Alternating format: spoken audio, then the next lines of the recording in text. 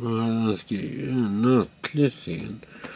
Enligt våra noteringar så orkar jag inte läsa skit.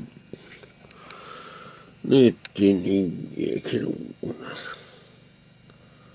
Nej, jag orkar fan inte läsa. Jag ska svara så här. Vad fan menar ni med detta? Ett frågetecken. Kan jag inte få en korrekt räkning på detta som jag är skyldig eder? Och varför eller varför skall jag skriva fel?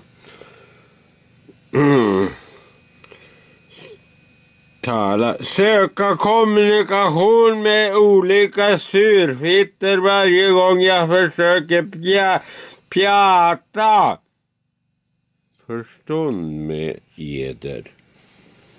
Ja, och till frågetecken.